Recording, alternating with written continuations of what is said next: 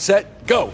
This is what we're here for. This is why we watch, to see if we can predict the emergence of tomorrow's NFL stars. The workouts begin today in Indianapolis at the Scouting Combine. All eyes glued to the proceedings. 32 general managers in attendance, looking toward the 2025 NFL season. Huddle up and welcome to Birds Huddle, presented by Toyota, official automotive partner of the NFL. Barrett Brooks, Michael Barkan. And Barrett, what memories spark within you when you see the guys working out, their careers laying out ahead of them? That 40-yard dash, nothing like the 40-yard dash. Not. The 40-yard dash is going to take you from being a millionaire to being a thousandaire. So that's what it's all about, getting that great 40 time. Don't knock the thousandaires, man. Of course, the Eagles are getting ready for yet another season with a new offensive play caller, as Kellen Moore is now with the New Orleans Saints. Howie Roseman spoke this week about Moore moving on. Kellen, unbelievable person. The Saints are getting incredibly smart, detailed, great person as their head coach, and just really fun to be around him and watch him work and the impact that he had on our football team. Here's 3-point stance presented by Toyota. Stance number one, you ready? The offense will run even better through new offensive coordinator Kevin Patullo. Barrett, Jalen Hurts is used to new guys calling plays. Why and how do you think this well-oiled machine could run even better under a new offensive coordinator? Well, you look at Patullo, he wants to be a guy that has a more balanced offense, I think. And when you look at it, he's a guy that maybe he'll get it like 50-50 as far as run-pass ratio. And I like that, because now it's harder for defensive coaches to really, dig in and stop Jalen Hurts being a passer and also Saquon being a runner. What do you pick? Can he go out there and execute an offense in which, they can go out there and get it to those great wide receivers on the outside, or are they just going to hand the ball off to Saquon Barkley? These are the things that defensive coordinators are going to have to try to do against this offense. And I think the maturation on how, Hurts is progressing in the offense. A lot of people understand that when Kelsey was here, a lot of the times he didn't have to go in and call a lot of the defenses and see where blitzes were coming because Kelsey was there.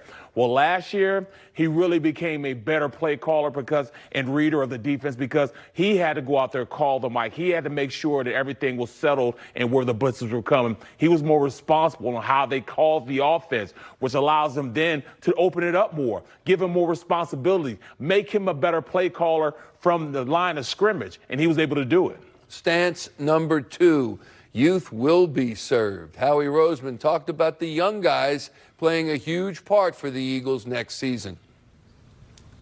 We have to get creative to make sure that we're keeping as many of our good players as we can. I sat up here last year and I said that's going to include playing young players, and I think that's going to be a huge part of what we are going forward, because we're fortunate enough to have a lot of good players who are making a lot of money. And a lot of good young players, and when you talk about them, there are several from previous drafts that Barrett will now have an opportunity to step up and really contribute. Absolutely. A guy like Kelee Ringo, yes, we had, a big play Slay out there, but maybe this gives him an opportunity to go out there and be a contributor out there on the outside, be a better player as far as, going to be in that starting wide and corner opposite, of our shutdown corner in Q.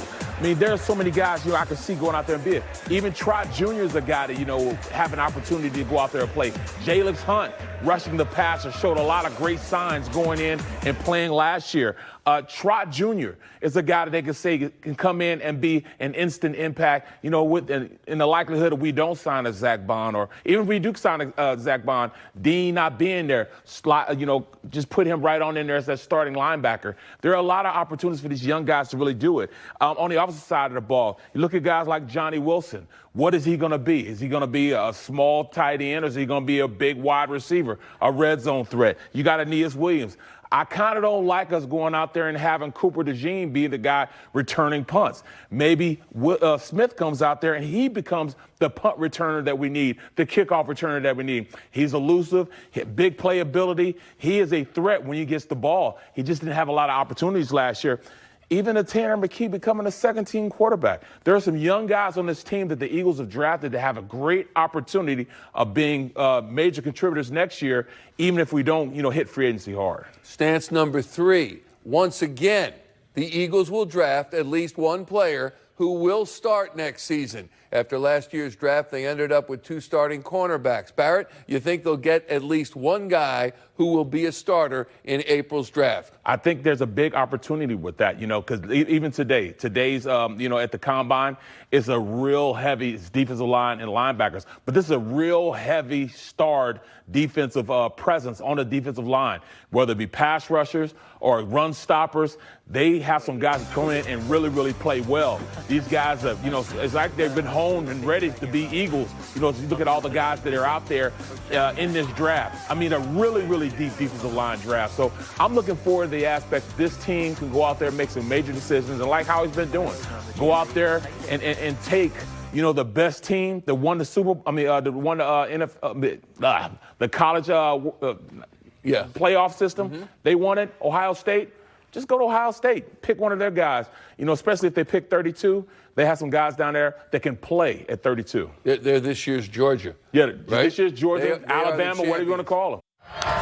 NFL Combine workouts began today in Indianapolis. Defensive linemen and linebackers went first on a day where the top college players are showing their wares to salivating general managers and their staffs. For more on some players to keep your eye on, here's Dave Zangaro from Indianapolis with the bird's eye view, presented by Bush Auto Group.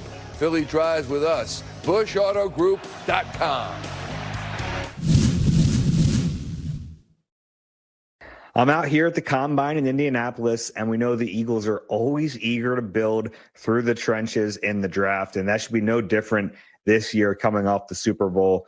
2 of their top players are free agents, Josh Sweat and Milton Williams. There's a chance they lose one or both of those players, so the Eagles have to replenish, and they have a chance to do that with the 32nd pick in this draft. You start with the edge rushers. There's going to be some really good ones that come off the board before the Eagles pick at 32, but they will have options if they go this route. One of them might be Mykel Williams from Georgia. There's a good chance he's gone by the time the Eagles pick, but if he's not, maybe you run that card in. He's a really good player. He played through an ankle injury all of 2024, said he was never over 70%, but he wanted to be out there with his teammates. He's a beefier defensive end. He can set the edge. He can probably play inside a little bit at times. Think about how the Eagles used to use a Brandon Graham in their defense. Then there's Mike Green from Marshall. Super productive in 2024, led the country with 17 sacks, had 22.5 tackles for loss. And you're worried about the level of competition, I get that, but he goes to the Senior Bowl and dominates there. That's a really big box to check for the Eagles. Then what about Donovan Ezeraku from Boston College, actually a local kid from Williamstown High School. He's in that first round range, had 16.5 sacks, and like Mike Green, went to the Senior Bowl, had a really nice performance. Then you look at defensive tackles, no shortage of defensive tackles in this draft. All the top analysts are saying it's one of the deepest defensive tackle classes they can remember. We'll start off with Darius Alexander from Toledo. Maybe the Eagles go back to Toledo for another first-round pick. Of course, Quinyon Mitchell last year really exploded at the Senior Bowl, showed he could play at a higher level of competition, and that's exactly what Alexander did as well. Went to Mobile, showed out, was one of the standouts all week. I think he's going to test really well, and I think he's going to put himself in that first-round range. Then there's Kenneth Grant from Michigan, different body type, a bigger guy, around 340 pounds, but he still has some pass rush upside, can play inside for you, obviously, can probably play the nose here and there, can play in different spots, and I think he's going to be good at stopping the run, but also there's some potential as a pass rusher. And then Walter Nolan from Ole Miss, just a shade under 300 pounds. He kind of reminds you of a Milton Williams, a little bit lighter, can play inside, outside, has some versatility, definitely has pass rush upside, not even upside. He was just really disruptive at Ole Miss this year, and he's the type of player, if Milton Williams does leave in free agency, he would make a lot of sense to replace him. John Clark joins us now to talk a little Birds off season. Johnny, let's start with the overall expectations for Howie Roseman and company, and couple that with the fact that the salary cap goes up a whopping $24 million. $20 million for the Eagles. How about that? So how will that change approach? What will that mean in terms of who they get either in the draft or free agency? I think that means they can sign Zach Baun. Bingo. I hope so. Yeah. All right. Yeah. Top priority, re-sign Zach Baun. They wouldn't have any other linebackers, so you got to re-sign Zach Baun.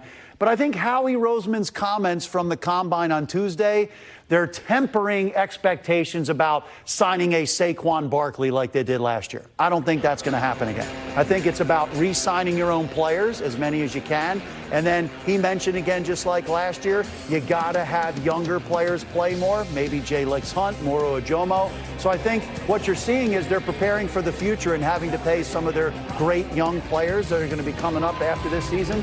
So my expectation is Zach Baun, maybe possibly one of their other free agents if they don't get that big money contract out there. But I don't expect to see another Saquon Barkley type of signing this year. Okay, with that, I'm still going to go there. How about a Myles Garrett type of signing? That's what I want to see, yeah. What do you think, Barrett? Myles Garrett has made no secret of the fact he wants out of Cleveland. Everybody, not everybody, but many say he'd be a perfect fit here. Do you think Howie would endeavor to sign Myles Garrett?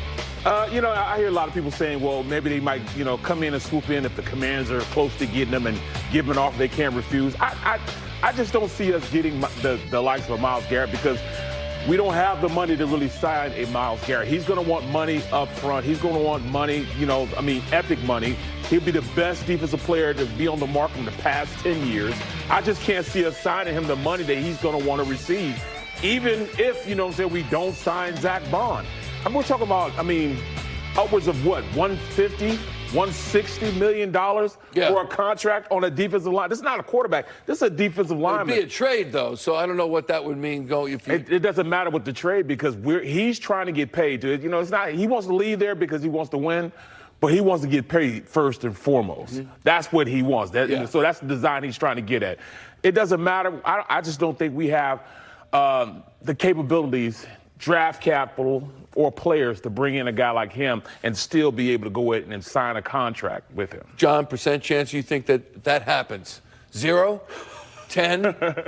Keep 90? going. Okay. Keep going. No, I think there's a 25, 30% chance. Okay. I think Howie Roseman is perfect at understanding the market, and if he sees that maybe other teams can't quite get it done, or like you said, if there is a threat from a division rival, and then maybe he says, okay, I can't let this happen. He pounces, he swoops in. Can you imagine that, though? Yeah. Him and Carter on the same defensive line? It'd be historic.